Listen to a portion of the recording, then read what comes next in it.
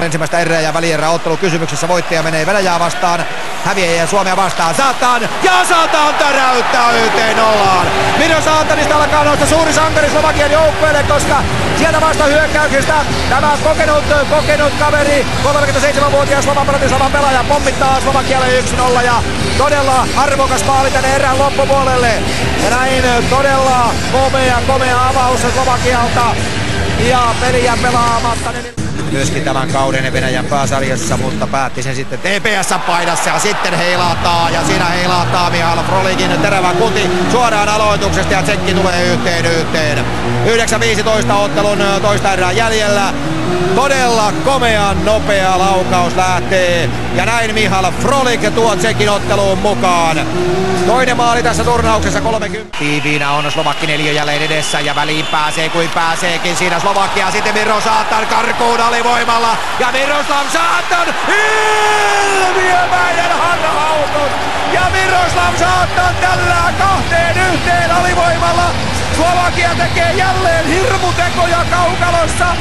Ja näin ollen kun rangaistusta 23 sekuntia jäljellä, niin 37-vuotias kaveri nousee aivan mahtavaan rooliin 2-1. Katsokaa siellä omalla alueella, syötön katko ja sitten Saatan karkuun. Kimppuun, nopea avausyritys, siihen pääsee Surovi väliin. Slovakialle tulee nyt sitten jälleen tilanne, Hunacek ja Hunacek leipoo 3-1.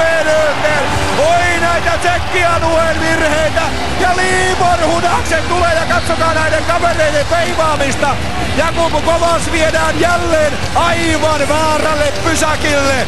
15,5 minuuttia ottelu kolmatta erää jäljellä ja Slovakia tulee 3-1 johtoon ja oi tätä riemun tunnetta täällä katsomossa tällä hetkellä.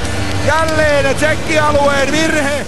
Joka mies pistää itsensä täydellisesti likoon. Haara yhdellä kädellä ja näin tulee näiden kisojen ylivoimaisesti hirmuisin sensaatio. Slovakia menee vuoden 2012 loppuotteluun. Aivan mieletön paukku.